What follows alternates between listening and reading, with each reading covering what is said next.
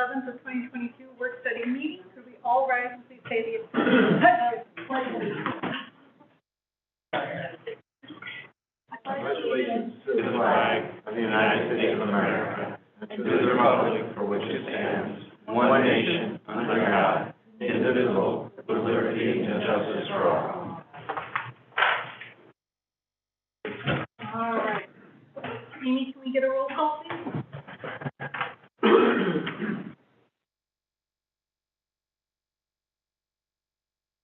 Director Adams? Here. Director Byers? Here. Director Goffner? Here.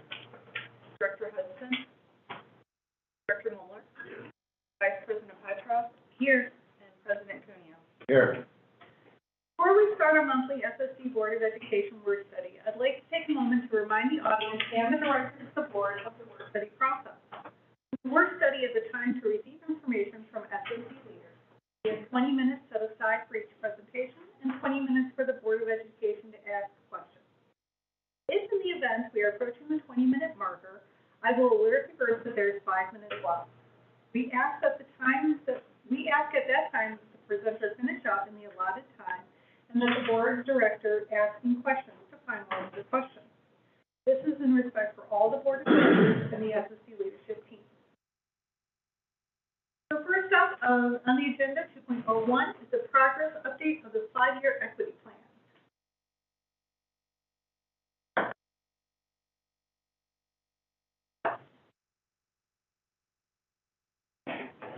Good evening, President Cuneo, Board of Directors, Dr. Keenan, Vice President Petrov. I'm presenting tonight the 5-year equity plan update. Tonight with me here, Dr. Darrell Diggs, Assistant Director of Teaching and Learning of Equity, Dr. Tonette Harris, Assistant Director of Equity Human Resources, and also Mr. Brian O'Connor, your Principal Lawyer. So the purpose of this presentation is to provide updates on the collective actions and collective goals that will be presented tonight. Tonight, we will be speaking of what we will be accomplishing this year, and then we will be returning in April to speak to what has been accomplished. So when we talk about the collective actions, there were 23 collective actions that were established in the framework, equity framework last year that was approved by the Board of Education. And currently at this point, we're right on pace with the collective actions. 5 have been completed already, 9 are in progress, which is right on target. 2 will be implemented this year, and then 7 will be completed next year to complete the goal of 23. When you look at a couple of highlights of the collective actions that have been completed, such as developing conceptual framework was approved by the Board of Education last year, developing a series of training modules to understanding of learning, and Dr. Diggs will speak to that later, and also reviewing policy and procedures as relates through the lens of equity.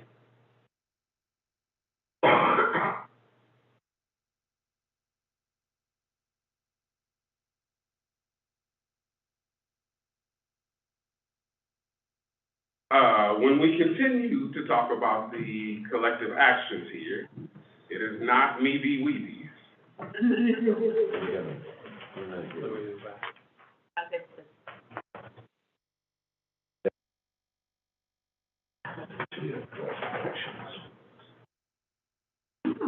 We've got the next presentation. Yes. Slides up. Dr. Hogg will be here. Just give him a couple.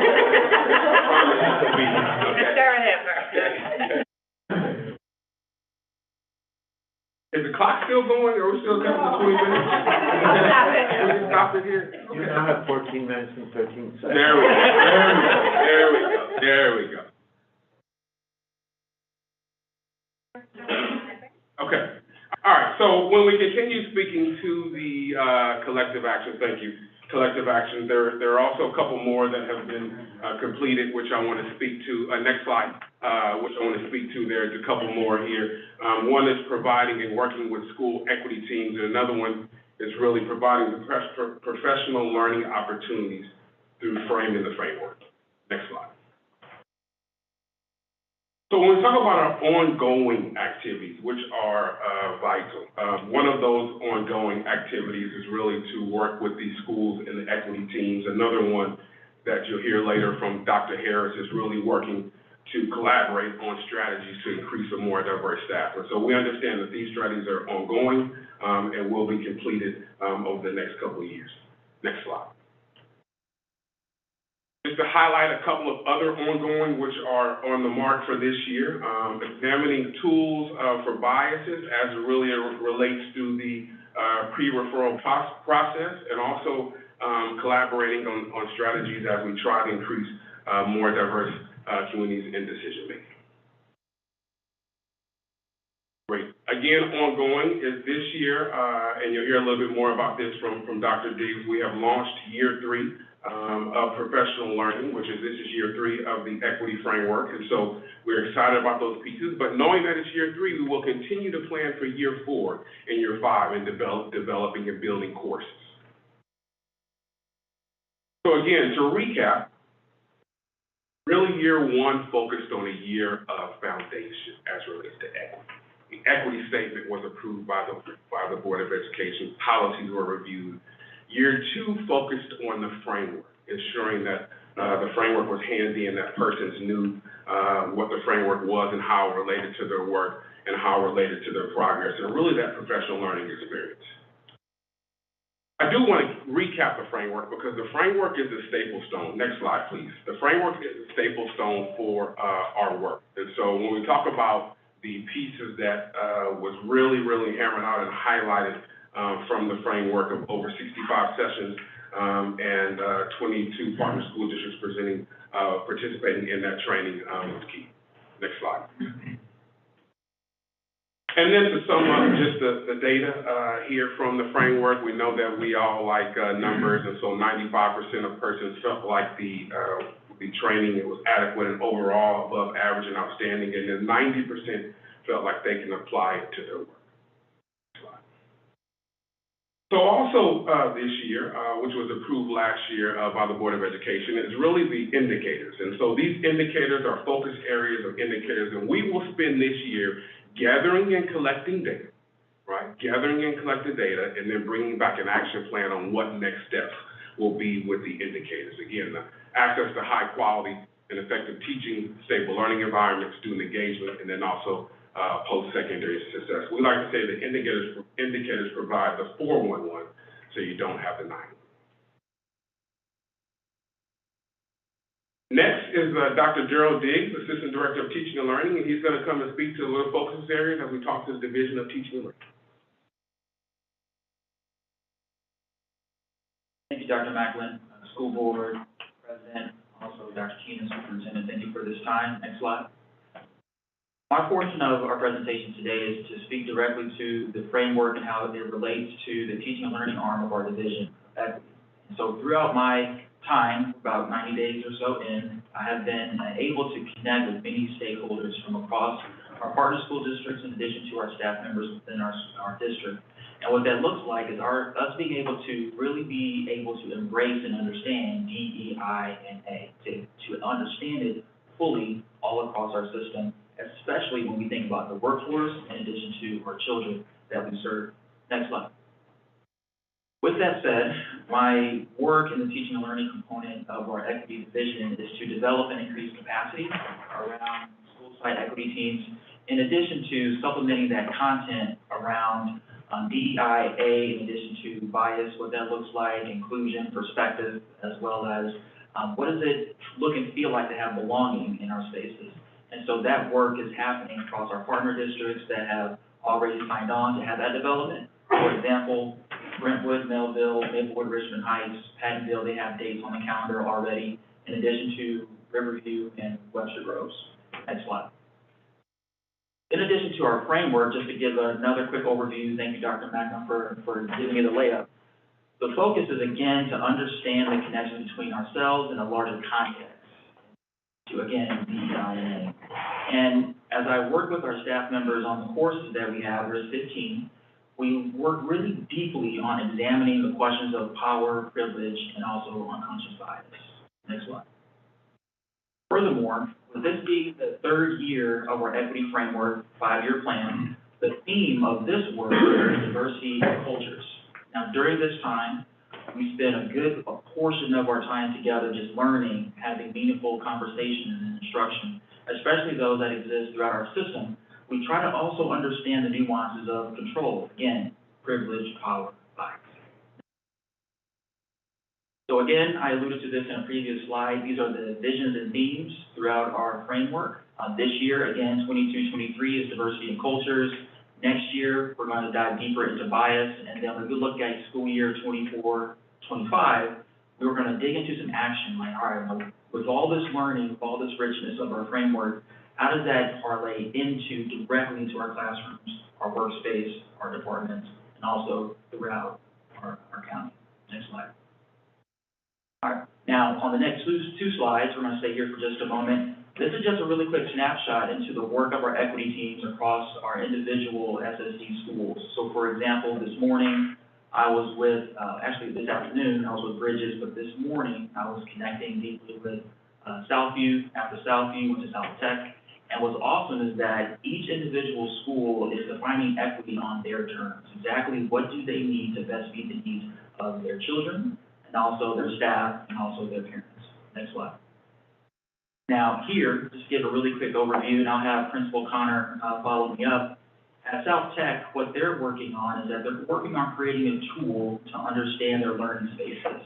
And so what we did today is that we looked at some examples of equity walkthroughs, equity audits, and we're going to fashion our own tool to then use in our classrooms. And so that was South Tech this morning. So what I would like to do is just give a few quick seconds to the principal of Northview, Principal Connor O'Connor. He'll share the work that's happening there. Good evening, everybody. Nice to see you all again. Some of the things that we're doing and that we've been doing, well, let me take you back a little bit. In 2018, we started our equity team through the district's initiative when you hired the Cameo group to work with us. With that, one of the things that came from that formation of the team is we looked into to our schools' policies, procedures, and making sure that things are equitable for our students in and out of the classroom. With one of the best things that came out of the formation of our equity team, at least for our staff, is our monthly equity breakfast. And we talked about power privilege just a second ago. Every month we sit down and we meet as a school team. All staff are offered to come to the monthly breakfast, but certain staff are selected each month, so we make sure everybody has an opportunity and everybody attends at least one time throughout the year. And we go through, we read an article, we do a restorative circle, and we have conversations related to equitable practices, whether they're in the building or things that are going on in our own community and across the nation, hot topics, right, that our staff are working with and working through. Last year, we collaborated with the union, where we delivered a survey to our staff to find out what else they might like, and we did it with the union so we didn't have a bias, right? Because sometimes they'll tell the principal some things, but they won't tell somebody else something else.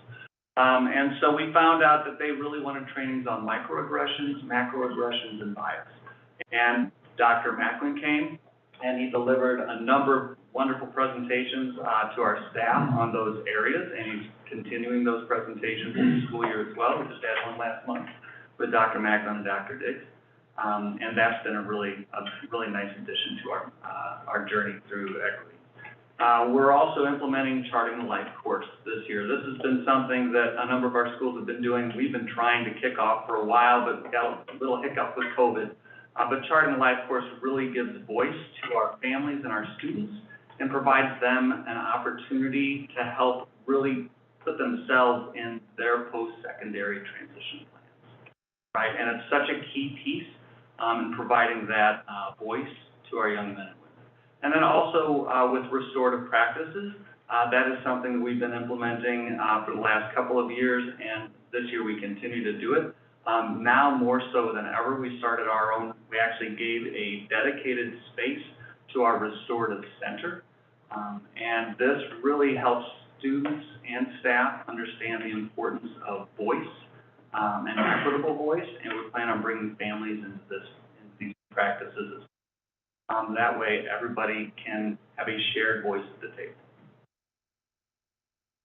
Oh, also, sorry, I'm going to keep taking up extra time, but On October 20th, Dr. Diggs and Dr. Macklin are planning a tour of North County for both Northview and Ackerman. And so, for example, I grew up going to school down the street from my house. My family knew about our community, and a lot of my teachers knew about the community or our neighborhood because that's where we're from.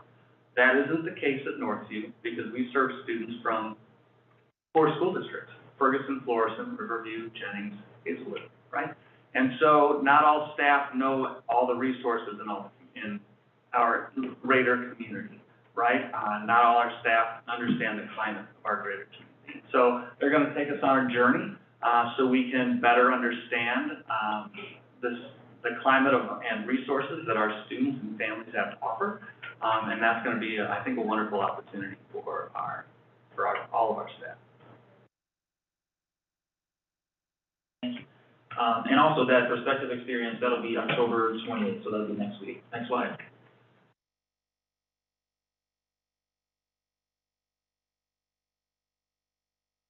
So to end out my portion, before I hand it back over to Dr. Macklin, these are the 15 courses that, again, were approved through our equity framework that I facilitate for not only our staff, but also I work with departments within our greater district.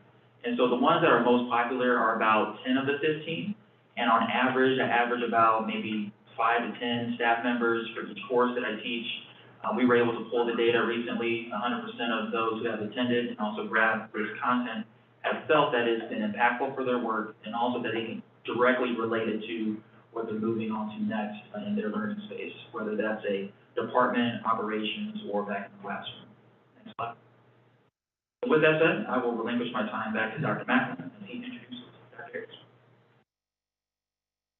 Thank you, Dr. Diggs. Next, Dr. Tonette Harris, Assistant Director of Equity as it relates to human resources. Good evening, Board President, members, and Superintendent Keenan, and to our guests in the room as well. On behalf of the Equity Office, I'm here today and honored to speak to you about the district's goal as it relates to HR. I want you all to keep in mind that this position was created, and my first day of employment was July 1. So, unlike my colleague, Dr. Diggs, my framework and equity plan has not been developed. So the goal is for me, personally, and I believe I'm speaking on behalf of Dr. Macklin as well, is by this time next year, we will have a 5-year plan to present to the board.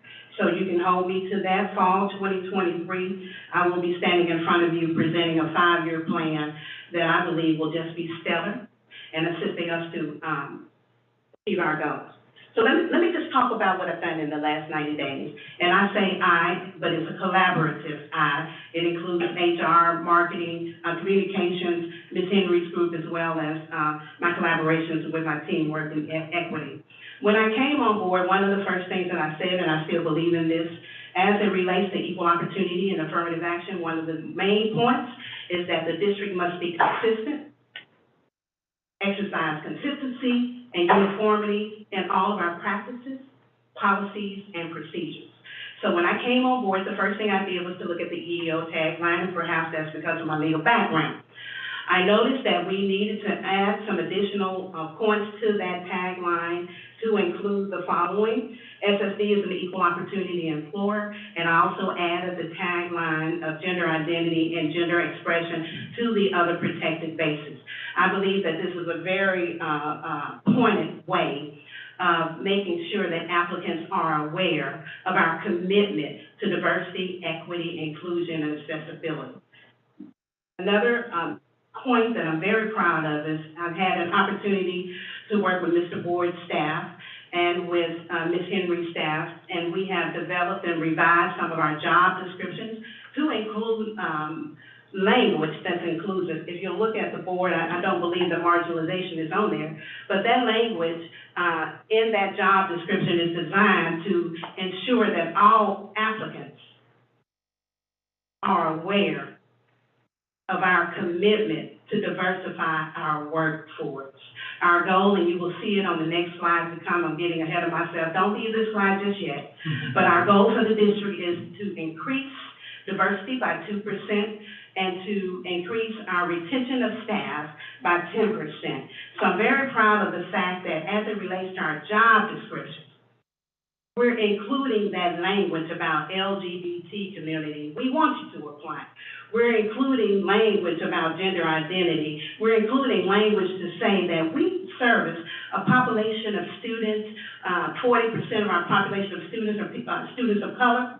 They live in underutilized, underprivileged neighborhoods, and we want individuals on board who will be able to adapt to encourage those students in that group. Next slide, please. I wouldn't dare move to this slide without making one other point. You can go back to that slide. It's fine. Thank you. Now, as it relates to, we have 6,000 employees. And one of the things that Equity has recommended in terms of our recruitment process, we have said that we would like to have a diverse panel of employees to interview candidates.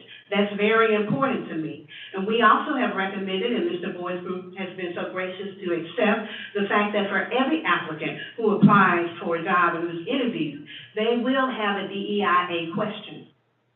Because as you all are aware of, equity, commitment, and collaboration are a part of our mission. Yes. So that is a critical point, and I tell you, it's very challenging to develop DEI questions across the board, from transportation to paraprofessionals to teachers, but we're making that work. So when you look at my 3 goals, and I only have 3, but they're very critical to the mission of this organization: recruitment, hiring, and retention. One of the things that I'm very, very proud of, and we're rolling it out at the end of the month, we plan to train all hiring managers, and I do believe that we have hiring managers in the room. I won't ask you to raise your hands, but we plan to train them on the do's and don'ts as it relates to employment law. What questions are allowable according to the Department of Labor, according to the EEOC? What questions can I ask related to a person's disability or perceived disability? The trainer will also focus on how do you screen applicants. I'm so gracious to you all for approving 5 critical positions to helping our office achieve our goal, and that is the recruitment and retention clerks. We interviewed and made recommendations to Mr. Boyd for 2 of those clerk positions, and we plan to start interviewing this week for the recruitment managers positions. Those roles, those 5 roles, are very critical to the district and to my employment with the district. Listen, I have high expectations that the 5 individuals selected for that role will help our office to exceed that 2% goal. Our office is also being involved in the onboarding processes. We've laid out options as it relates to job sourcing. We have recommended to Mr. Boyd and to HR that we diversify where we post our jobs. Initially, we were posting on Frontline. We have a new HRS system that we're implementing. But one person said, well, Dr. Harris, how did we find you? And I believe I'm pressed for time. How much do I have? 4 minutes? I can make this work. Dr. Harris, how did we find you? And I said to the person, I found SSD because of my passion and love for students. And I believe that all of us share that common goal. As I sit down and take my seat, I won't be able to make my other slides, but I can articulate to you what they say. And it simply says this: my job is to look at institutional barriers that may prevent individuals from applying for jobs, from succeeding in their current roles, and that includes looking at institutional barriers related to salary expectations, related to disciplinary actions, related to involuntary and voluntary termination. At this point, I do yield the floor and the remainder of my time to the best person in the world, Dr. Michael Macklin. Great, thank you. Questions, Board of Education, questions for myself, Dr. Biggs or Dr. Harris? have two questions. Yes. I think the first one is an easy one. It's for you, Dr. What is the DEIA question that you might ask a prospective employee? With an example. What is an example? A great question.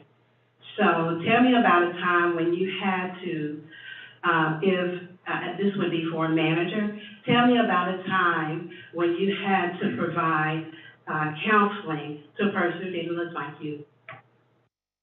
Tell me about a time when you had to address an ADA accommodation for someone who has a disability that they have disclosed or perceived disability that you believe as the hiring manager, based upon your observation of their work or lack of.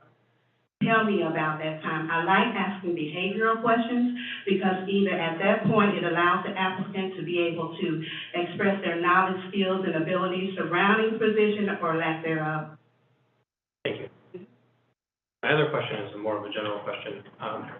For several years now, we've been told that there are discrepancies in the types of IEPs that students of color, particularly African American students, are being provided in certain districts. And I'm curious, is that an issue that is going to be addressed under your office? And if so, where would we look to have that question? Well, and I spoke to the indicators earlier in the presentation. So those indicators really provide inequities as it relates from individual to student to district. And so identifying that data from those inequities to be able to really hammer it down and then be able to provide a recommendation is key. Will we have that be a specific item that's addressed that are Sure. It's just so we kind of hear. Sure. Sure. Yeah. Anybody else? I have two quick questions. One of the things we were going to do is we were going to make sure equitably that we would have experienced teachers in the districts, all districts. Can you define what we meant by experienced teachers? Trying to figure out what we used as a definition, and I'm sure we did, but I cannot recall. Yeah, well, when that was developed, we were looking at teachers who had 5 or more years experience, and that was the definition that we defined when we used experience. One of the issues that I hope we're going to be dealing with at some point is there's certain districts that we are having difficulties hiring individuals. Some may want to throw, whether it be a stipend or a bonus or whatever, to serve those districts. Are you going to be also looking at that? Yeah, we will collaborate here with OASE in the department to talk about what that looks like, especially as it really relates to all of our districts and ensuring that our districts that are in high need, but also all of our students are being served, and all of our districts ensure that they have what they need. As we speak to specific districts, and especially the equity piece of that, ensuring that there's equitable programming for all. I bring that up specifically because at our last board meeting, we talked where the largest number of openings, I believe, were in North County. And this would, if we're going to talk about equity, this would be the area that I would like to see filled. First of all, I'd like to see it all filled, but if we're also going to talk about equity, this is an area that we need to look at. Well, and I believe that that's been a conversation regarding our urban schools, under-resourced communities, on what that looks like. And so really being able to provide and delve into that data and to have a complete action plan is key. We all know that students who have individuals who identify them and look like them provides a better outlet. And then also students who have staff with good relationships. Also, another was a question on when we talked about slide 22. And this is, I'm just kind of, I think it's a great idea that we teach our hiring individuals some of the issues as it deals with employment law so that we don't get sued. I would love to have a time when we don't have any legal in the board meetings. No offense to you or anybody else. No, clearly no offense to Charles. But I would love to have a time when I don't have any employment law issues. One of the things that I remember when we hired Brian Cade, they had said, they were also willing to work with us and to deal with training as it became into employment law. And some of the questions, should be willing to work together with them. They may have a framework, and sometimes it's easier to it's easier if you have a wheel and just start and try to make one. Absolutely. I am amenable to working with anyone who's dedicated to this work because, as you realize, training, for every training session you have, is going to increase numbers one way or the other. So my belief and my department's belief is with the training, our retention rate should go here. And I want to just point out one other thing, because I know you're coming back. But as it relates to retention, as Dr. Macklin shared with you about our teachers, part of our retention plan that we're working with HR is to develop those type of stipends as a retention effort. I would also like to see if, when you're going to work with him, I would like to see a reduction in the amount of suits that come in from employment law. And I clearly think that you are well skilled in this. I think Charles has shown, and Brian Cave, that they have. It would just be nice to have people working together. Both of you do it. Both of you said that you were going to be doing it. I'd like to see if we can get people to work together. Yes, I will commit to working with him, and I can tell you this 26 years of employment law, it is my passion, and I'm driven and dedicated to helping people, so I'll make that call first thing in the morning. Thank you. You're welcome. Go ahead. I have a couple of questions. A moment ago, we talked about quality teachers in reference to our staffing and the distinguishing between what we look at. How are we applying that particular aspect, particularly in the historically underserved North community, in reference to quality teachers and the percentages of vacancies that we have? How are we dealing with that in reference to, if in fact that there is a specific percentage of vacancy in a particular district, then that same percentage would then be correlated with every district. And then anything that we got above that, then we would then send to, which would be the equity piece, to send to that historically underserved district.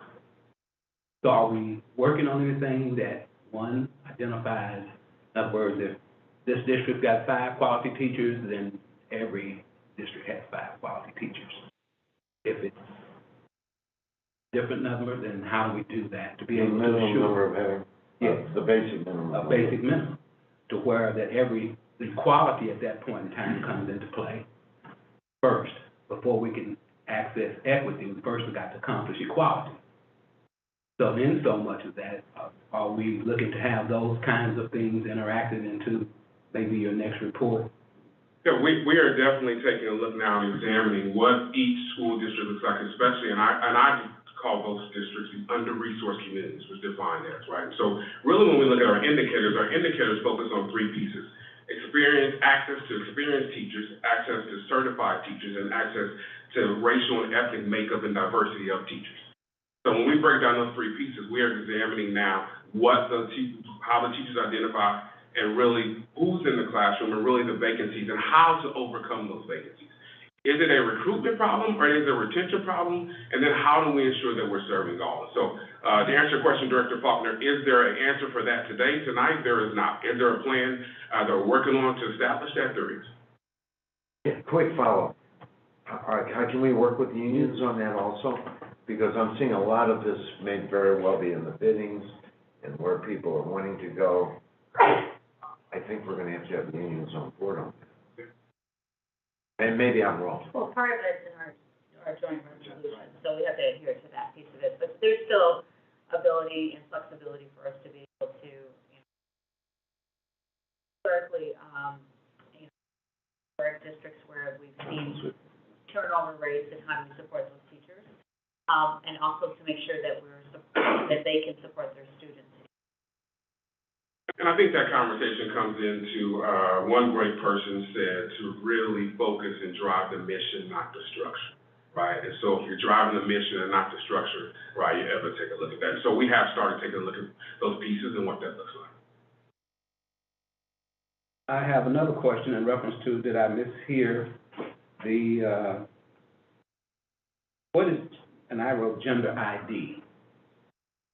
So, will you speak to gender identity and gender expression are covered under,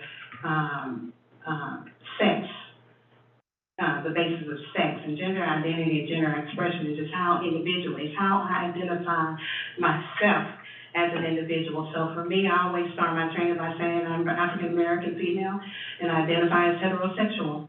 I prefer my pronouns, preferred pronouns, are he, her. My preferred pronouns are she, her, and hers. I do apologize, I'm trying to get off caffeine. Did they help to answer your question? Don't. Do not do that. So thank you for that answer, because, of course, that could play a large role in reference to how we go about filling those vacancies. And it also identifies the statements that we're making at that point. So that has gotten to be a woke thing, I think. Is that what they call it? Yeah. That's a woke thing? Yeah. And it also goes, and I will, Dr. Byers, I will close that piece with this. It also goes to how staff identifies, but these days it also talks to how students identify, right? And truly being able to have that connection and that relationship with students. The Trevor Project reported that students from age 13 to 22 who identify as LGBTQ+, every single 45 seconds a student is attempting suicide. And so understanding from a staff member what that really means in relation to those pieces, that's the Trevor Project. You can note that, right? It's known as that data. And so understanding what those pieces really mean is really, really key. Did you say every 45? Every 45 seconds, a student who identifies as LGBTQ+ is attempting. I'll just add, I think if we're going to support our students in terms of their gender expression, gender identity, we have to support our staff as well. 100%. Well, oh, sorry. Yeah, well, I'm just asking the question because, we are said to be an educational institution. And when I think of education in that situation, the first thing that comes to my mind is the birth certificate. And I think that becomes part of that we're going through as far as society seems to be ignoring birth certificates. My last question I have is regarding the monthly meetings at Northview. What time, you said that's once a month, what days and times are those? Yeah, it's the last Friday of the month. Would you like to join us? Last Friday of each month? Exactly right, yeah, and you know what, I'll send you an invitation if you like. Our Eagle Way Cafe students provide coffee and Danish or muffins, whatever they make the night before, and, or day before. And we, last month, Dr. Dix provided us an article, that we read, and then we did a circle round, and we're probably gonna do the same article again next month. So, yeah, so to invite you. Not that I am, you guys pick up the right articles. I'm not that. I would be interested, though, if we could have that in our Friday packet, just so that we would have a concept of those. I'd like to see what he did. Yeah. Not that I'm disagreeing or trying to tell you what to do or not. No, for sure. I just would like to see it. And you know what, we could send you, I will get with, Ms. Helms, who leads our equity team. No, I think And that's I'll great. ask her, I just would but like. I'll ask her if she can put a couple of, that we did last year as well, so then you can kind of see a I'd like to history see of what we've gone what you're through. doing. Yeah, exactly. Not that I'm disagreeing or telling you what to do, I just would like to see it. Thanks for asking the question. Dr. Byers. Last question, business statement, you can sense from the amount of questions that you are interest in and support of what you're doing. So I wanted to make sure we said thank you. Because this work is important, and I would actually say it's maybe the most important work we're doing out of many important things. And I'm just so overwhelmed by both your expertise and your passion. It's very moving.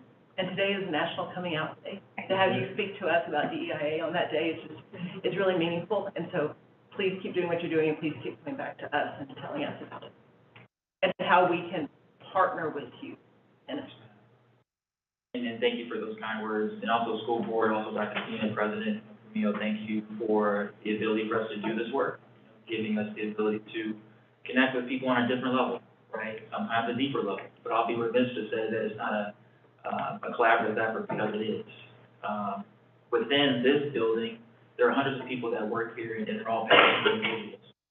I meet with a lot of departments, and with my lessons and conversation that we have, and also with like the executive team, we also are continuing these dialogues together. So it's all of us in this to do this impactful, important work, hard work, but it's good work. Again, thank you. I'll echo Dr. Byers' comments and say that it is a real honor to be associated with the hard work and effort and going into this. It is obvious you're setting a standard for public education, and the ripple effect is going to be huge. Thank you. I do have a quick question, though. I have a teacher's lens that created a question mark on my mind. I think to you, Dr. Diggs. Slide number 14 mentioned, I'm curious about your vision for the school site equity teams. What do you anticipate that would look like? Would it be a volunteer position, recruited position, how much autonomy, decision-making power, and that sort of thing? The equity teams across all of our SSD schools, they are made with a variety of influence from the specific site. Some school organizations, or groups rather, they're already established data teams, or leadership and data teams, or leadership, data, and equity teams, or FACE teams. So like, there's already an establishment of individuals that are passionate for the work that they're already doing. And so my vision long-term is to just get a little bit deeper and like interwoven into the school. That way we're having that equity lens in each conversation, each decision that we're making. There was a development that we had with JDC, which was a couple days ago, and there was an analogy that I used about inclusion being at the table. So my hope and vision long-term is to increase the table to where there's many different seats and everybody has a chance to weigh in, have conversation, be included. Because if we're not at the table, and in my analogy, if you're not at the table, you're on the menu. So if we're able to include voice, include various diverse thought processes, then we're able to reach our mission. We're able to meet the goal of this 5-year plan for us to create the next 5-year plan. And that would be my goal, for us to just build on top of this momentum.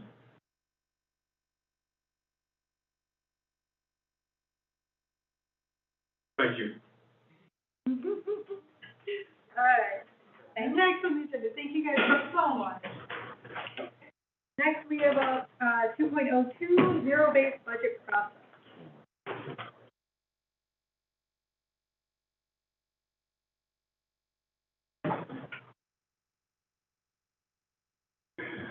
Good evening, Vice President Potroff, Board of Education, Dr. Keenan. My name is Jeff Ogg, I'm the Chief Operating Officer for Special School District. This evening, I'm going to discuss the early stages of the budget and the budget process and the zero-based ideas that we're using this year. On the slide in front of you, we have our 4 goals. Those 4 goals were set by the Budget Subcommittee about 2 weeks ago. We're going to stay with the same order that we had last year, goal 1 being equity, and that flows right into the presentation you just heard. It flows right into what we want to do and what we want to be as a district, and this is the perfect way to support that passion and that drive from a monetary standpoint. So equity will be goal 1. Goal 2 will be staffing, and that is so that our students have full support, whether it is a full staff, and as we go into negotiations this year, we're looking at an equitable salary as well. And then goal 3, curricular support, as we continue to move through what our students need and best practices, we will always provide the financial support for that. And then goal 4, facilities. As you know, we wrapped up Bridges this year, and we wrapped up South Tech. Both very excellent and welcoming educational facilities for our students. So those are the 4 goals that we will continue to use as we move forward with our budget this year. Next slide, please. Just to impress upon the staffing, we have increased staffing by 226 people over the last 3 years. We've reduced through attrition 74.2. So we remain dedicated to ensuring that our students have teachers and the support in the classrooms that they need. we'll talk to our partner districts, we'll talk to our buildings about the way that they need to or the way that they can increase staff. But we'll do that through the budget process as well, and we'll bring those numbers back to you. Next slide, please. These are very early revenue assumptions. We're only in October. Maybe we'll start being able to get a better idea of what this is going to look like around December or early spring, but we'll continue to bring these back to you. 2023 will be a reassessment year. Generally, we see an increase of $7 to $9 million as assessed properties are reevaluated. DESE, there will be a big push for the foundation formula and the student adequacy target. The student adequacy target is a common denominator that says DESE will pay X amount per student, and then it's put into the formula, and there are several factors in attendance, students with IEPs that go into that. That has not changed in the last 3 years, and as we know, inflation has been pretty rampant, so there will be a big push for that student adequacy target to increase. We don't know if that'll be the case, but there will be a big push for it. And then transportation is fully funded this year. It'll be fully funded next year as well, which is great. And then our investments are back up. Medicaid revenues, we received about $9 to $10 million last year. We'll receive that amount again. How are our investments up? The I'm impressed. The interest rate. So I got 22%. I want to know how yours went up. That's yours. we're very limited. And we're not talking personal. There, we're talking. Massive, yeah. I need to take you to my mobility day. Yeah. No, we're very limited in what we can invest in. And as that interest rates increase, 0.3 last spring, and now it's up to 3 point something. So we're really starting to see some interest coming on that. You can go to the next slide, please. And so, again, with revenue, we have expenditures. Negotiations will begin in January and February. Benefits will continue to increase as we monitor those. We don't have a percent that will go up yet, but we'll keep you guys abreast of that. It was 3.5 last year, so we're tracking early to be right on track for that, but we'll keep you up to date. And then disproportionality plan for 23 and 24 will be about 5% of our budget, it'll be about 15% of our budget, which is about $5.5 to $6 million. Next slide, please.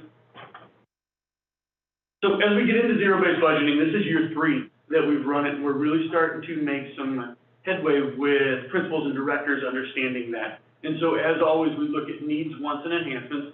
Needs, what do you have to provide to ensure that the curriculum is being met? Wants is where are we now? What are we doing to have that robust curriculum? And then enhancements, how do you make it better? But as we move through this and we use some of these strategies, the zero-based strategies, we're really having principals and directors look, and it gives them permission to cut some items that they've just historically purchased year over year that may not be making the gains of the educational results that we want. So it really gives them permission to take a look at their budget and say, okay, we've tried this, this does not meet our goals. We need to cut that, and we need to go this direction. So we're really going to have them walk us through their process this year, and we've already provided training on this for them to say, okay, we realize this isn't working, we want to go in this direction. And then again, we will budget on the 3 tiers, all of our partner districts and all of our schools, the disproportionality districts, and then the high needs districts as well. Next slide, please. And so there's the tier 2 or the disproportionality. Those are districts that receive disproportionality money, so you can see them on the screen there. Next slide, please. So to talk a little bit more about disproportionality, we have carryover every year. FY21 had a carryover of $5.79 million, so that went into FY22 last year, so we had a dispro budget of about $11.64. That money, that $5.79 was spent, so the $5.85 from last year would have carried over to this year. And then there is some American Rescue Plan dollars for $1.2 million. So this year, as you can see, the last couple of years, we've had right about that $5.9 million budget for dispro. This year it's 7.06, and that's been allocated to the schools, as you'll see on the next slide. And so these are our 11 schools. That money is broken up by per pupil expenditure. So the larger the count, the more money a school district receives. You'll see that there's a column with blue numbers. That is some of our extra money that we have put in, that we've designated tier 3 schools. So for example, Jennings and University City, each wanted more staffing. But it would have been out of the range of their budget, their per pupil allocation. But we know either through carryover or unspent funds that we can allocate them that money, and then they're able to hire coaches in this case. So it's worked out really well. You'll see the teachers and the staffing set up across there. So that's kind of, it shows you how the different districts set up Dispro. The districts make their disproportionality plan, we fund it. Next slide, please. And in our tier 3, there's 8 school districts, and you can see them on the screen. And next slide, please. And when we talk tier 3, we always talk additional materials with additional professional development and through coaching, what we can provide those schools to help them out with what they need. And that's an identified planner and identified want from them. Next slide, please. We're going to continue centralized purchasing. Again, we have done that the last 2 years. This is where we buy, we use our purchasing power and buy in bulk, so to speak. We were, a couple years ago, a school would order, a partner district would order, and we just would never realize that savings. So last year, we saved about $32,000. This year, we saved $80,000 that we can put right back into our schools. So the centralized purchasing is not only becoming much more efficient, but becoming a powerful purchase and saving costs for us. Next slide, please. And so kind of what to expect is the budget. We'll have several presentations as we go throughout the year, but the budget cycle is now open. Cynthia Vaughn sent all the documents to our directors and principals at the end of last week. They reviewed them. We provided many more documents and examples this year, whether it was function codes or account codes, or just if you really are looking to hire, here's some questions you're going to need to answer as we go through with that, what's that ratio, and different things like that. Plus, we have weekly Q&A sessions on Friday mornings, not mandatory, but if any principal or director has a question, I'm just logging on, Cynthia Vaughn's logging on, Jenny Jenkins is logging on, and answering any questions. We had about 8 people log on last Friday. 3 of them had questions. The other ones just wanted to see what was being asked, and they were able to take that and go back to their budget. So it was very cool. December 2nd is when the initial budget will be due, or when their numbers are due. We will continue to interview and have presentations from our directors and our principals in December and January. That's when our partner districts will meet with not only our cabinet, but cabinets or members of the cabinet from the partner district, including the superintendent, so that we have that line of communication open. We'll bring the final budget or preliminary budget to you in February for approval, so that we can start hiring and start purchasing, so that we're not waiting until May when you guys make the final approval. Next slide, please. Any questions about the budget process? Thank you a lot for this. I appreciate the information you've given me. One of the questions that I have, you mentioned about the student adequacy target, and that as a DESE approval is necessary. So does that mean that MSBA would be one of those entities that if we in turn got their support, would it be done through legislation, or would it be a decision that DESE would just make itself? That would come from DESE. That's not set through the legislature. But, so DESE sets they take the top performing school districts and they average what they spend per pupil. And so those top performing school districts, it comes out to the average of $6,375.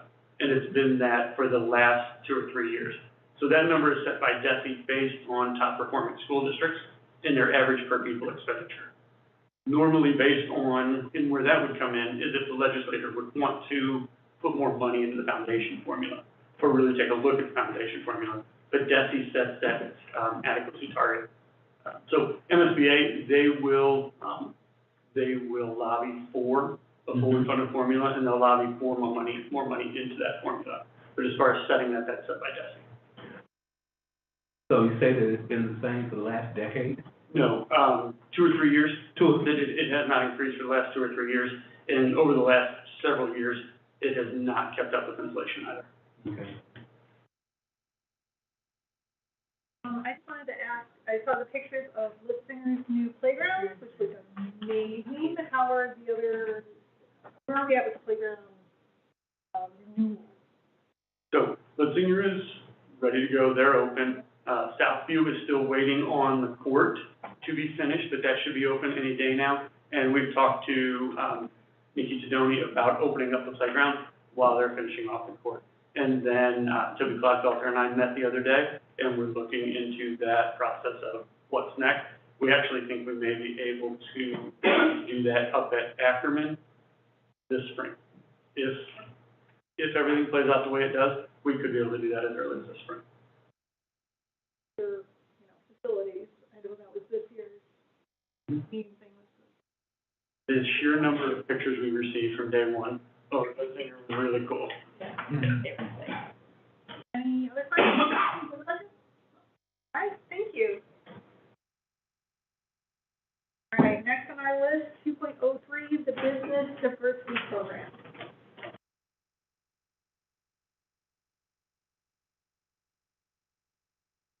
Good evening, Vice President Potroff, Board of Education, and Dr. Keenan. My name is Jeff Hogg, and I'm joined tonight with Dr. Tina Harris, and we're going to present the Business Diversity Program. Next slide, please. The purpose of this presentation is to update you on the changes for the Business Diversity Program. But not only that, but to tell you what the Business Diversity Program is here to do. And that is enhance economic opportunities for all groups, especially minority women, disadvantaged, service-disabled, and veteran business enterprises, as well as include and increase the work equitable processes. Next slide, please.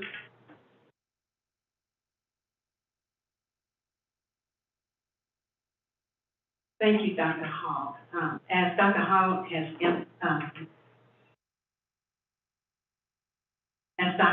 has indicated to you, the purpose of the DDE Minority Women Business Enterprise Program is to level the playing field for women and minorities. Twofold purpose. They can have notice of bids that are coming down the pipeline, an opportunity to submit RFPs, and then also it's the awarding of that contract. Now, the definition of a minority, women, or disadvantaged business owner, the criteria is simply this. The minority or woman must have 51% ownership of the company. They must be a U.S. citizen.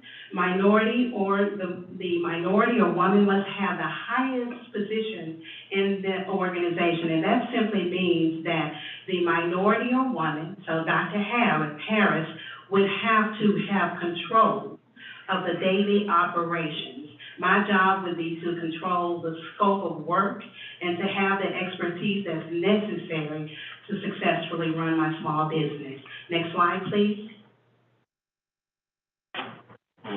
So the current goal at SSD is 15%. That goal is 15%, and that is a generous goal. Dr. Hall will share with you the goals for comparable school districts and municipalities, but our goal either meets or exceeds the goal of some of those other entities.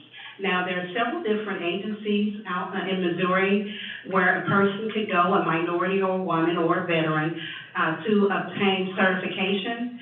I primarily like to refer individuals to the Missouri Office of Equal Opportunity or either the Missouri State Certification. Of course, you all know that the Airport Authority is simply for airport concessions. So we will be partnering with at least 3 of these stakeholders in the fall and sponsoring a DDE workshop. We plan to have our first workshop in the month of February, and I know that the weather is bad. We will have a snow day option as well. Next slide, please. Thank you. So this is not a complete list. It's not an exhaustive list. But these are additional stakeholders that we plan to invite to participate in the workshop. And of course, that includes local partners, the NAACP, Urban League, and the National Hispanic Construction Association. Next slide, please. These are additional resources, and we do, again, plan to reach out to these individuals. Now, let me just talk briefly about the workshop before I take my seat. One of the goals of the workshop is for minorities and women to learn how to, number 1, qualify as a DDE or a minority business owner. Number 2, develop and learn how to conduct business. How do I submit an RFP? What is the award process? In terms of awarding DBE projects, is that award made to the lowest bidder? So those are some of the goals of the DBE program. We want to ensure that minorities and women in all of our communities, but specifically our underrepresented communities, that we provide opportunities for them to develop their businesses and to grow their businesses by conducting and performing work here in the district. Next slide, please.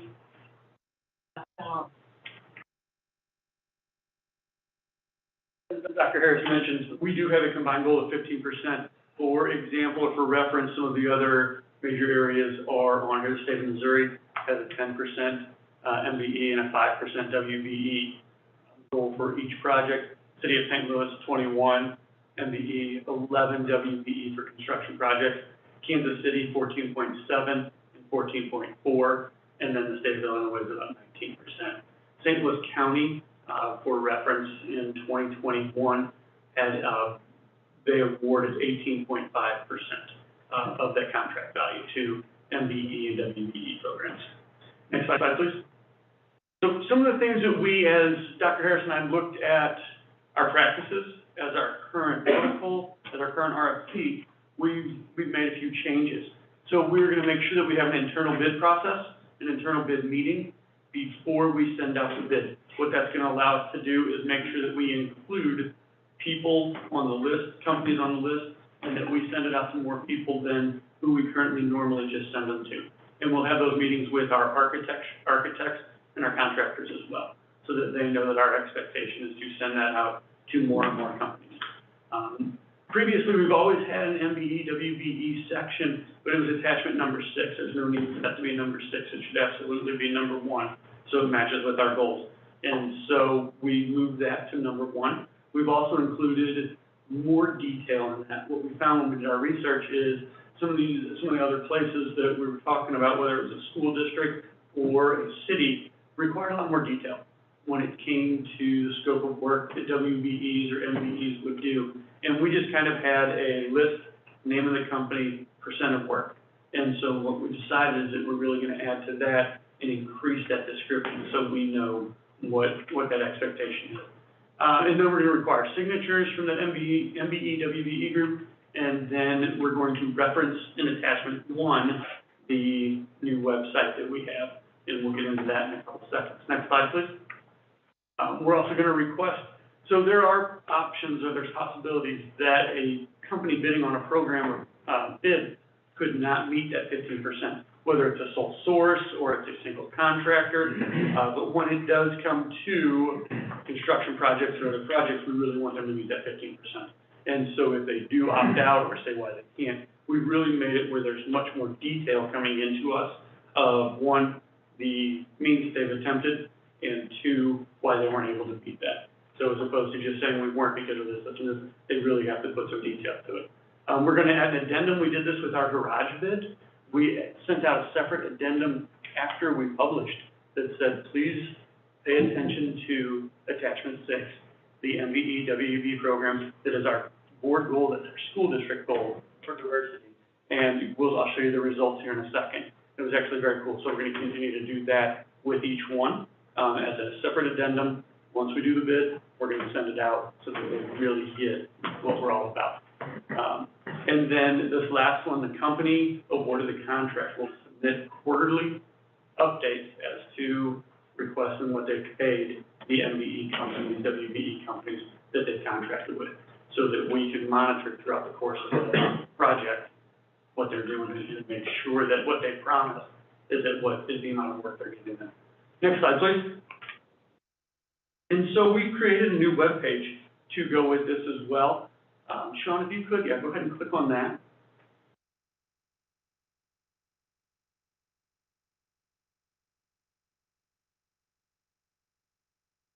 There we go. And so that takes us to our new business diversity page. That's right on the finance page. And it's going to have different tabs that you can click on. So if you see over to the left where it says business diversity, you can click on frequently asked questions, vendor registration form, and then our vendor workshop that we're going to have. The frequently asked questions walks anybody through of how they become a vendor with us, the history of SSD, what they can bid on, and then the vendor registration form they can click on if they are interested in becoming an MBE with us, and they can put in their company info, and then as we have companies bid, we direct them to this site, and then they can maybe, hopefully, what we want to have happen is make that connection with these companies on there, so that not only will we be using the MBA at 15% or greater, but some of the companies that have signed up with us. What's that called, that you just did there? That's on our website, and that's the, vendor registration. Yes. Thank you. we're good.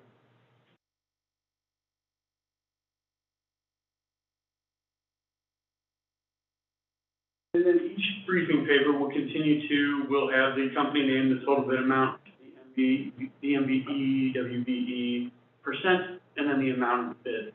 And then that attachment 1, we're going to start attaching that to the briefing paper, make it part of your packet as well, so that you can get a good idea of what companies are submitting and what that looks like as we move forward. Next slide, please.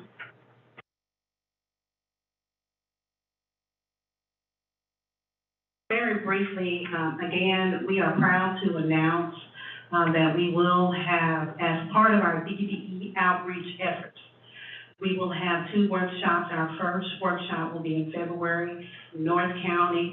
The second workshop in the fall, perhaps we're planning on having that in South County. And again, the purpose is to provide information to community members about the opportunity to conduct business with SSD, as well as provide them information on how to become certified.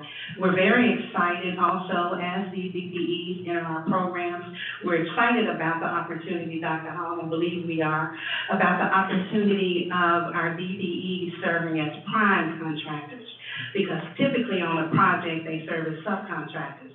So as we increase the number of DBEs and women and minorities in these programs, our ultimate goal is for them to serve as prime contractors on our projects. Thank you, and next slide, please.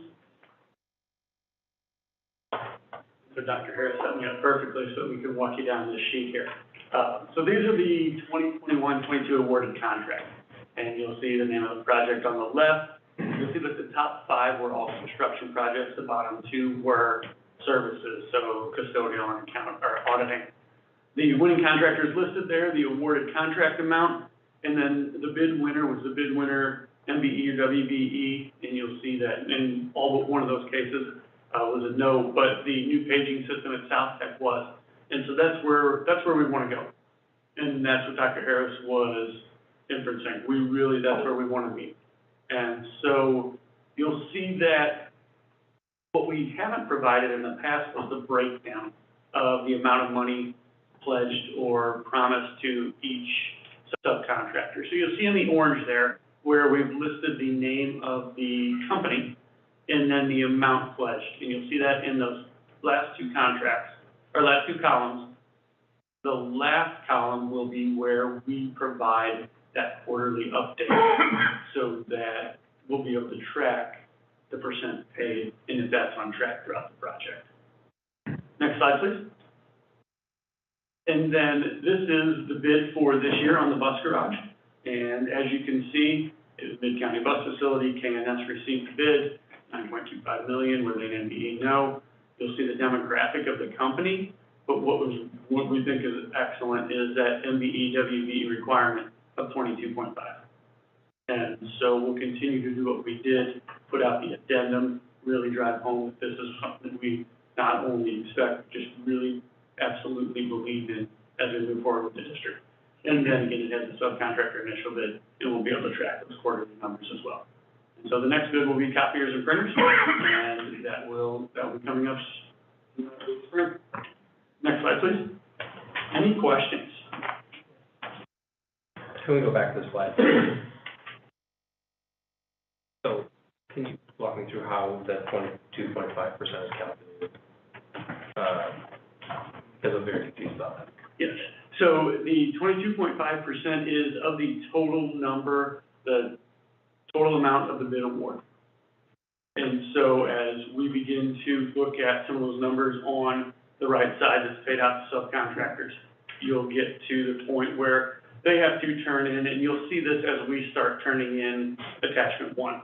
You'll see the breakdown of how it is. So they'll say that door guy, which is an MBE, will receive $22,000 waterproofing, and then you'll see Hageman Plumbing, which is a WBE, $675,000, TD4, $707,000. In other words, 22.5% of the award contract amount was distributed to Yes.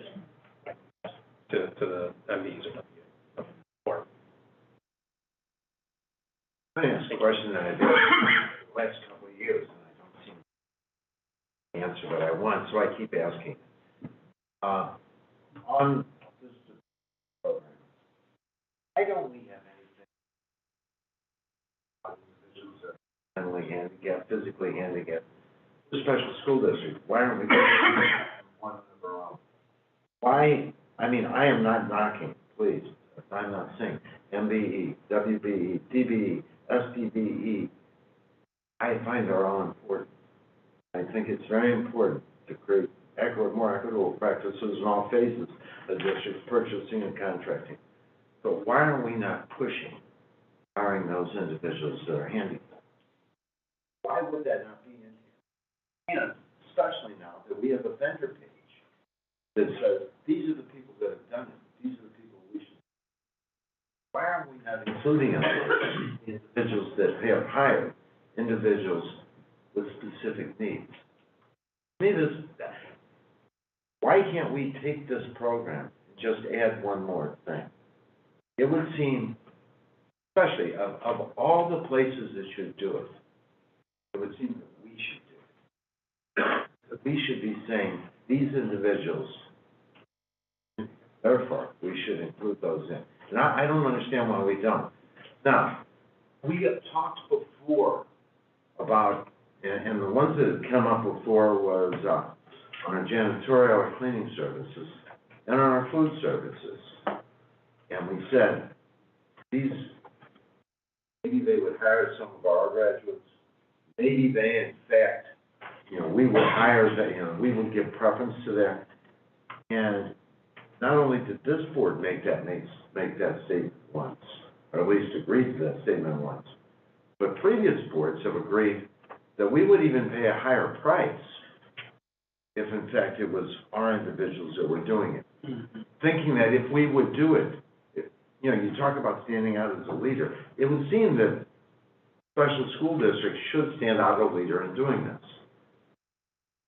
I would feel more comfortable if we talked about a business diversity program besides going with all the neat little initials that we have there.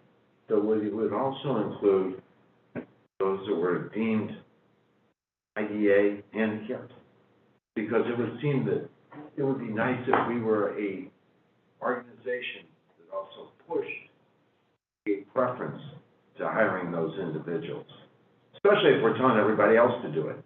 I always find it funny. If I tell somebody to do something, I better be willing to do it. So I would recommend that we keep what we've got. I think what we've got is excellent. But I think it would be a good idea to add that to it. And I throw that open to the rest of the board if they would agree.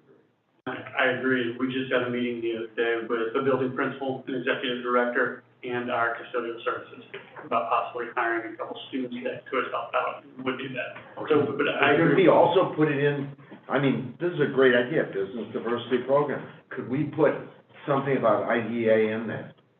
In our vendors page, where we're listing that. Wouldn't it be nice to say, these are the people that hire?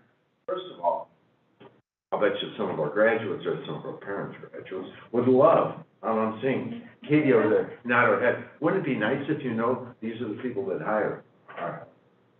I mean, to me, that's a real practical aspect. And it would also say, hey guys, we support this. We not only talk it, but we actually support it. So, I'd recommend that we put that in. And if that's me recommending it, I would hope the rest of the board would agree to that, and that we change it to do that. I have a follow-up, please. And I concur, and I think that from the standpoint of what you have suggested in that situation speaks well to our abilities in reference to producing individuals part of our goals to be the best that they can be. So to that point, proof becomes in the pudding, so to speak, that we in turn have taught many people, then it's definitely a statement toward our success. The other thing that I in turn see here, and I have some concerns about, and I've expressed it once before, but I will go at it this way in reference to one combined goal of 15% in reference to our recommendations and procedures. Some years ago, and you may remember this, in a similar situation that we had in North County and our school district there, we found ourselves attempting to reach certain goals in these situations, and as the term minority, which includes women, but to that point I'm saying that what do we have in place that term shows that if in fact we're going to meet these particular objectives, there can be individuals that we found out in Hazelwood, and I don't mind calling that get the contract, but then all the employees of the other persuasion. But they in turn sought the contract themselves as a minority contractor. But none of their workers were minorities. So I find myself concerned about those kinds of things when we talk about 15%, which still means that 85% of the money is still going someplace else. Okay? Opposed to us saying that we're going to create equity from that standpoint, in looking at how much we're actually spending in total. What percentage of this total amount of money is going to this particular objective? And I look at the awarded contracts. As I go down to the bid winners, and you look at who in turn, for the categories that you have, first project at Linsinger Audio, I understand maybe it's difficult to find, but it said 100% of that money went to one particular group. Go down to the next level, they say that African American businesses got 10%, and others got 90%. No? You're looking at that's the demographic of the company that won the bid. So in that first one, you're correct, Right Construction was 100% Caucasian. Yes. In that second one, where you're looking at K&S, the demographic breakdown of their company was 10% Black or African American and 9% Caucasian. Right. So what I'm looking at is the money that's being spent. My concern in reference to that is how much of the money is actually assisting these groups in reference to our equity program. And if you look at the amounts of percentages, then when you get down to custodial, and in that situation, 47%, opposed to 50%. As janitors. That money that we spent, that's how that demographic broke down. Okay? So to that point, I have to ask, when it comes down to our equity goals and our implementation when it comes to the money that we spend, then how do we better gain more equity in reference to those individuals who are doing business with us so that that money gets to be more equitable in its actual destination? You know, and I think someone mentioned a while ago about the fact that historically you found oftentimes that subcontracting opposed to the main contractor, and oftentimes we use these percentages for subcontracting, and that then satisfied the percentages. But at the end of the day, if we spent $100,000, then only 15% of that ended up meeting that goal, $100,000. So $85,000 still got spent. Majority. Okay? So that's a concern I have in reference to us looking closer at how we actually are spending the money. Because so much of what we're trying to do is to create an opportunity of equity that enhances quality of life that has been historically underserved. The biggest underserved in a capitalist system when you're broke. Okay. And so to that point, I think that we need to look at that closer. And I believe that we can set better goals and better procedures. Because just because someone may be a minority contractor in name doesn't mean that their workforce represents that. At that point in time, we may have checked the box, but we've not moved the bar.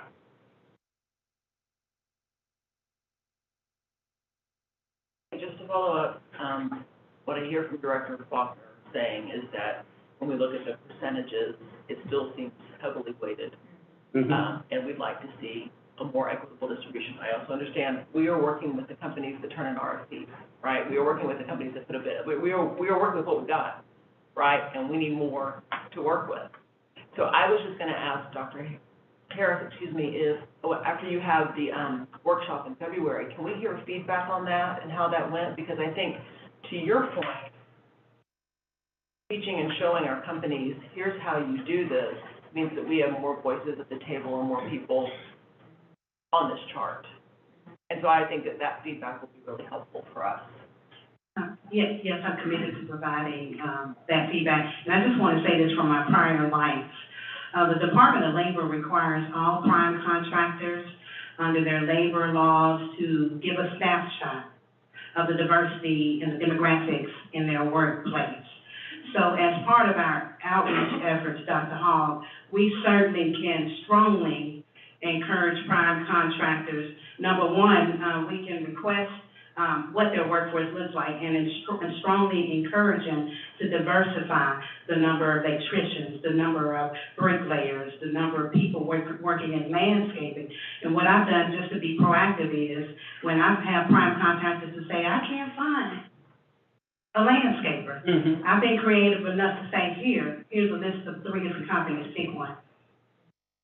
Or here are individuals who are looking for a job in that area. So I agree with you all, we do have a commitment in terms of the students we serve, in terms of providing them an opportunity to start a business and providing them with opportunities to work with our current prime and subcontractors. And I will share that information, and I invite you all to come. I hope I'm not speaking out of turn, but if you all would be more than happy to have you at that workshop, and I believe that our constituents and stakeholders would be glad to see you all. Thank you. The workshops are really going to be about making sure the information. So when we do RFPs, we can send it directly to them, and then they already know about it. So it's not like a big secret. So we're going to continue to do, most districts do like twice a year. Not many districts do it. I mean, the larger districts do this, do it a couple times a year. But it really is a way for us to kind of build up that Rolodex of what companies are offering. And to Dr. Harris's point, we absolutely can say, how do we make sure that they do diversify? We are very large entities in the county, and that we can watch this because it's, I think the work that has been done so far is just the tip of the iceberg, and it's going to be allowing us to be able to really look at how do we provide our practices and really kind of support the county.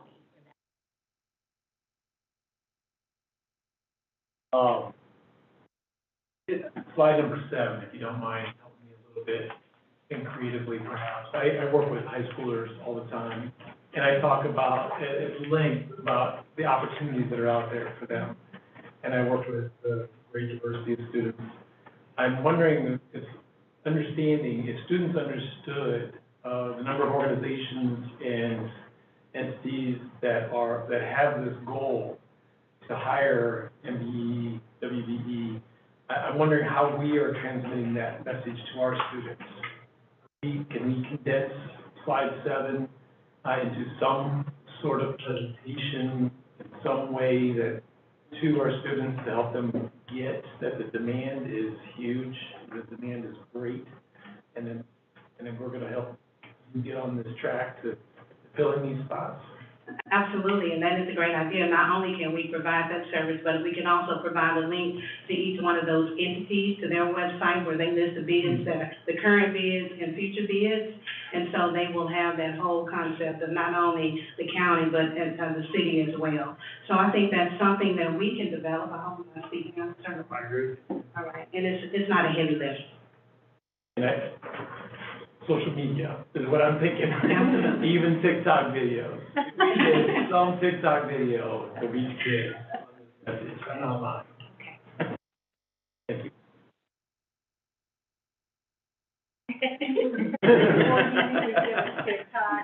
You're gonna do the dance for I it think too? you guys could put a great video together.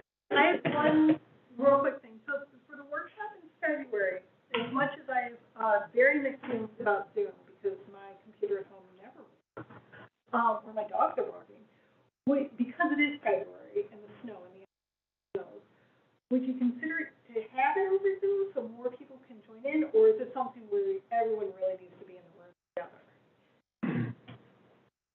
So we're post-COVID now, and Zoom is available, and it's, I don't believe that would be a heavy lift. Also, I think it may be a good idea to record it and put it on our website, so that those who are not able to attend, they can go back and kind of learn and gain knowledge about the process. Dr. Keenan? Yeah, we had texted communications about putting a video out about how to, and just have it on there, right on that on the diversity project, webpage. And then the workshops are really just to walk people through it, the why, and really understanding how to navigate the system, so, kind of take out some of the nuances of it, but we're gonna do both. Okay, Yeah. great. Any other questions? Thank you. Thank you so much. Next on our list, 2.04, the extended school year and summer program board approval process.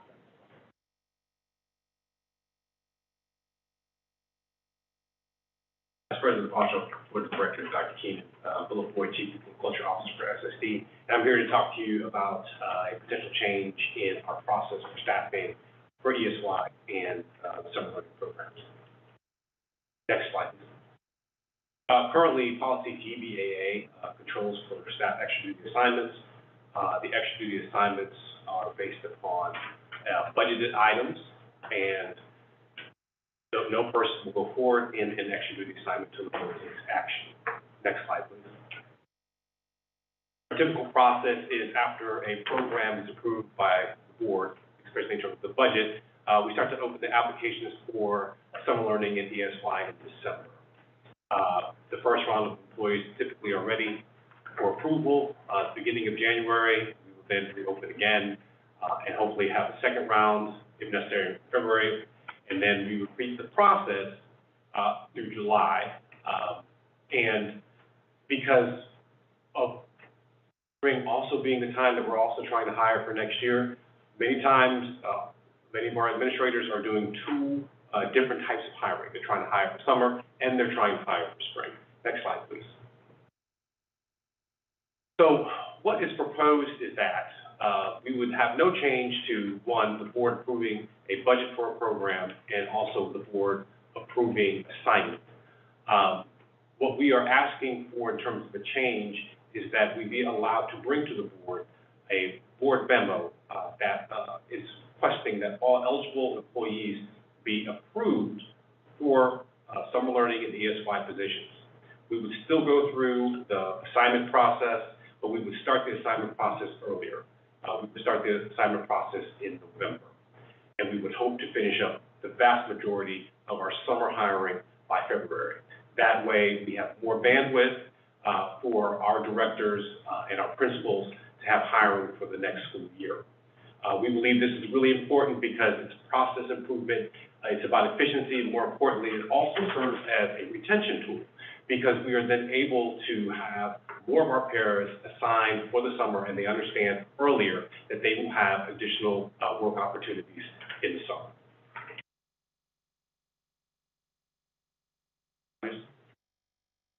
Any questions? Great idea. Also, we talked about this at the meeting. Katie, Dr. King and I, talked about the possibility of maybe presenting to the board that we always have summer programming. This has been really effective. Parents said we're never making it mandatory, but it's been very effective. And if we would do that, do it ahead of time, after talking to Katie, especially I learned that many parents have to worry about getting into summer camps, getting into the appropriate summer camps, signing up early.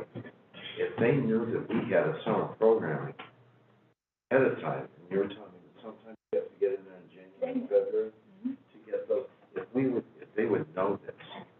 And I say that for a couple of reasons. First of all, the data that we had on the summer program showed that it was effective, not only because of COVID, that's where we started originally, but it was effective throughout.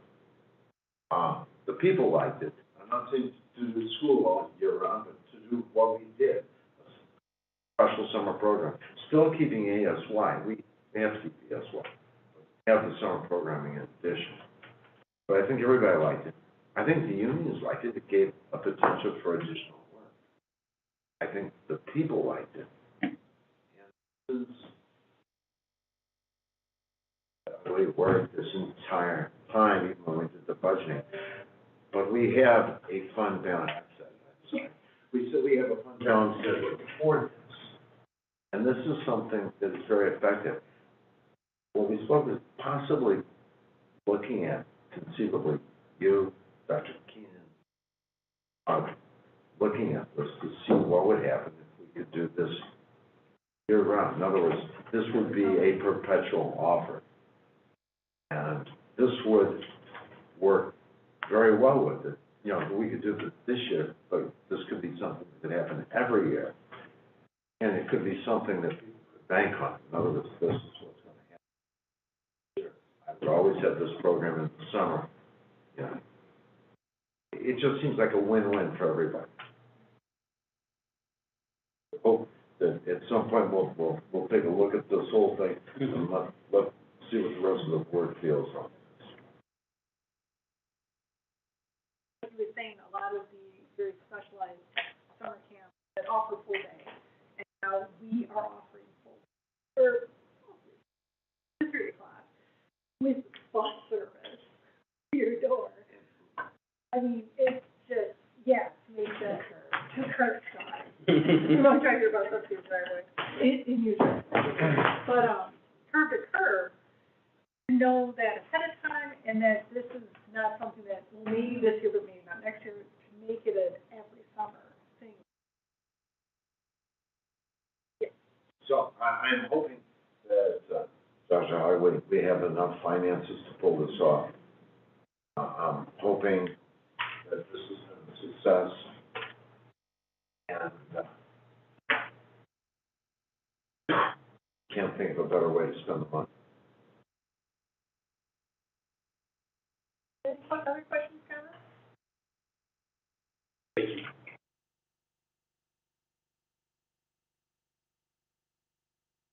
All right, one last thing. 2.05, update on the 22-23 school calendar. Evening, Vice President Potroff, Board of Directors, and Dr. Keenan, Wendy Pendergrass, Chief Academic Officer. I'm going to quickly update you on some changes that we're going to propose to the board on our November 1st meeting to approve the calendar. What we are trying to do is Dr. Keenan met with superintendents across the St. Louis County area to kind of unify our calendars. By doing these adjustments, making some of these changes, we are hoping that our schools start on the same day, that we have the same spring breaks. Fall breaks, of course, are going to look a little different. Christmas breaks will look a little different, and end approximately at the same time, so at the end of the school year. So we looked at changing the staff first day of school. For one of our days in North County, November 7th, we have several of our North County districts up for voting. So we're asking for an AMI day for our tech schools only. Our special school district schools will be in session. We looked at updating our second semester. Our spring breaks will run simultaneously together, and then added a no staff day or student day on March 29th to even out our days. So I have attached in the memo both the staff calendar and the student calendar, and we'll ask the board to approve the calendar changes in November. Can I ask for a clarification? I was very confused until just a moment ago when I finally understood the source of my confusion. This is an update on the 23 to 24 calendar. Yes, Not 23 to 24. 23. Correct. Says up there. And Oh, it does. Yeah. 22, 23. so I was Yeah. thinking that we were making a change to the school calendar for November 7th. And as a parent, I have to tell you, that would be very upsetting to me. I don't check my kids' school, I check my kids' school calendar at the start of the, half of the year, and I tend to not look at it again to my own detriment. Thank you, Dr. Esther. Yes, I didn't Thank know you. that. Okay.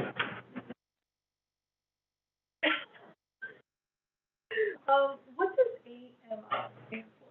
Alternative method of instruction, so they will do virtual instruction for that day. We find that most of our students, because other district schools may be off that day, they have other responsibilities, and they find it very difficult, one, to make it to tech school, or transportation is an issue because they would be dropped off at a school that was not in session, right? So we do an alternative method, so they Zoom in or virtual in or have some type of virtual learning for that day. Okay, that makes sense, because so many other district schools are voting locations. Yes. Any questions? For the 23, 24. Yeah, I was so confused the whole time until 5 seconds ago when I looked at the actual image over there, which does have the right year on it. Yeah. Is it different? We have here, What did you say? I said, the changes that are proposed can be different now? No, this is the actual 23, 24 school year. Yeah, that it was. The dates are correct, it's just the So, year. okay, gotcha, okay. The mistake was They on put a the lot title. of sense now. Yeah. Yeah, when we proposed this to the superintendent, I presented all of the pieces, we looked at all of them. We found out our spring break had to be changed, line with most of the districts. We're trying to, as a 22 district system, trying to align so that we can be our families, and not only that, plus the workforce, so when one district's off, we know that we work as districts, so, we're trying to do that and align it. We're gonna be also looking at the 24, 25. No, I just really want to avoid last minute changes to schedules where kids are home, a few weeks. We will not do that. Yeah, because No? it happens on districts, and, And now you kids can blame you, like, you didn't let us know. All right, any other questions? Thank you very much. All right, do I need a motion? I need a motion for adjournment. So moved. All right, everyone, say aye. Aye. All right, thanks very much, everyone.